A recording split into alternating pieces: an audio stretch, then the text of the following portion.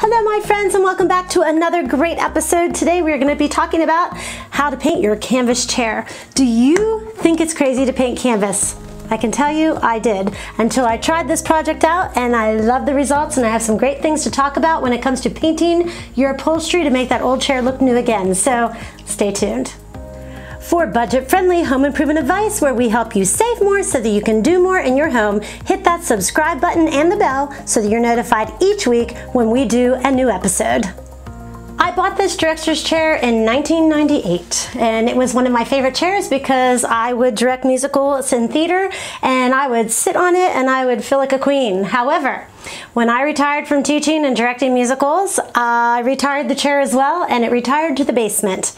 And after years of dust collection and just overall non-use, it was pretty much an ugly old chair, and I considered throwing it out. And I thought, one of my friends asked me about painting canvas. How hard can it be? So I researched, and I have some tips to share with you to make your old canvas chair look new again. I wanted to start off by first saying, you want to make sure that if your surface has been old or sitting somewhere where it's collected some dust or it's had some nicks in it, do two things for me. Clean off the surface. Wipe it off with a paper towel or a cloth. Just make sure that you get the cobwebs and the dust off of it, because that's just going to help your paint stick on it better. And then two, if it had some sizable nicks in it, just go over with a little bit of sandpaper on it in order to make it so that this surface is as smooth as possible. So the chair was primarily wood, so I did start by spray painting it with the same spray paint that I did the office chair. I made sure that I folded it out and got into the crevices and even the hinges, because at this point I figured it was either going to get burned or revived. So to me it didn't matter about spraying the hinges. I know some people would not do that, but I did. And I did one coat and it covered up all of the scratches and nicks that it needed to. So that part was really easy. So the second thing that I want to talk about is the canvas portion. Now, this was a traditional director's chair. If you'll notice the picture, it was blue and it did not match my decor anymore. So I thought, I have nothing to lose. I could do one of three things. First, I could get different canvas fabric and have somebody sew it, and it would have to fit perfectly. I do not have that skill. I was going to put several dollars into the material, so I thought, why not paint it? But I have not painted canvas before as far as something that I wanted to be able to sit in and use. I have painted over top of canvas as far as a picture is concerned, which I'll put a link in here. I think I did a video on it. But this was the first time I was going to paint a canvas chair. So I really had to research the type of paint that I was going to use.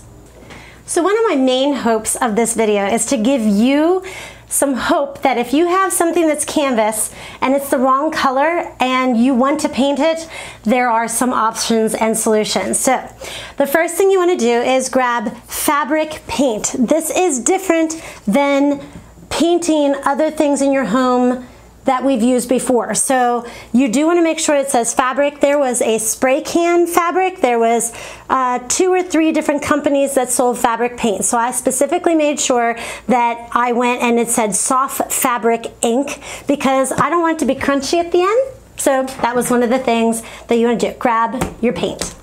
So I did some research as far as prepping your fabric for what you want to do to make sure that it's not crunchy, or that it dries, or that you don't see, like I didn't want it to feel like I was sitting on paint when I was done. So what I did was I wet the fabric just a wee little bit before I applied the paint. And then the brushes that I tried, and you'll see on the video, I first tried using a stencil brush because I wanted to get into the crevices of canvas. Canvas happens to be like a little rough. It didn't work so well. So then I tried painting it on with just a smaller brush, and because it was such a big surface, I ended up painting it on with a regular paintbrush. And at the end, you'll see that I really pulled it through, and I did do 2 layers of it, and I will say that a little goes a long way. However, I still needed, for both of these surfaces, I needed 2 of these canisters of paint. So I'll give you a little bit of an inside story.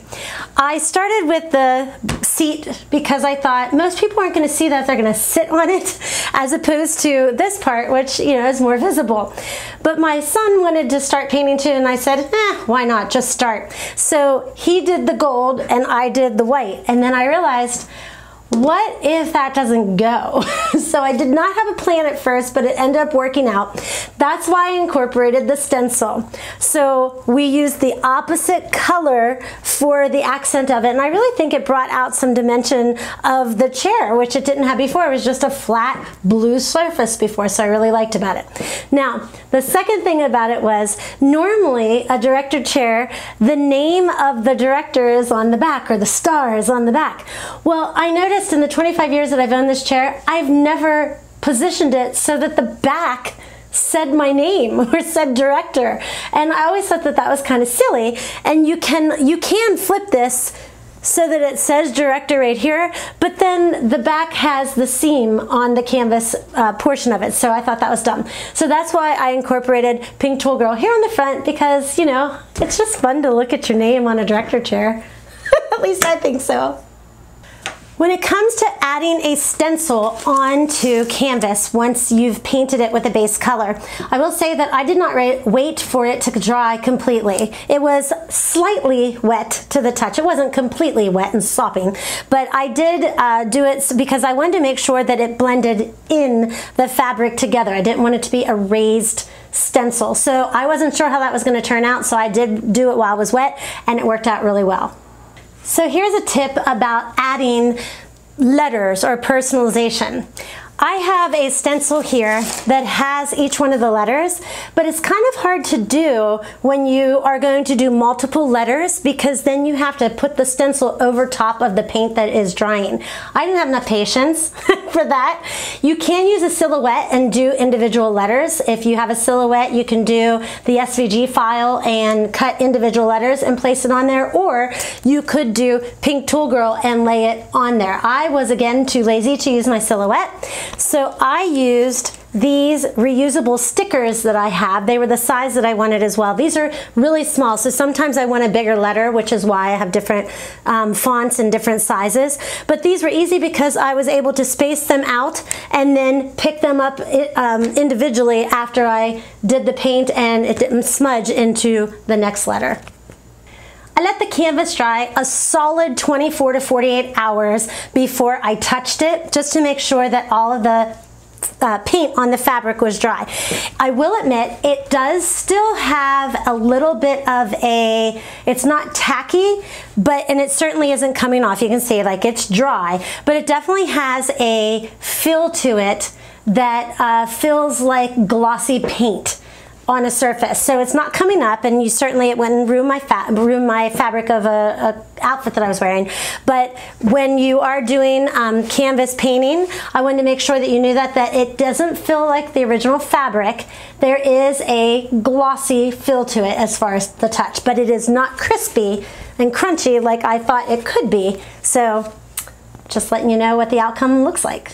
In the end, I'm very glad that I decided to paint the canvas and make this whole chair look new again, because it was going in the garbage if I couldn't make it look good. So if you are interested in trying to paint canvas or to do an upholstery and you want to test it on something, I suggest going to your Goodwill or some type of secondhand store and get something that's fabric that you can test the paint that you're going to use first before you try that big project. I have looked all over the internet. There are people who have used Annie Sloan paint and every other kind of paint under the sun to do couches and armoires and just, not armoires, chaise lounges, beautiful things, rather than doing the whole upholstery.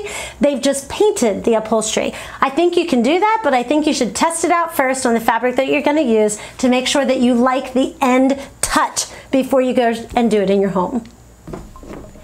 Thanks again for watching today, and we hope that you've learned something on how to paint chair fabric. We want to know, do you have a chair in your home that you think you're going to do? If you do, let us know in the comments below. We would love to hear from you.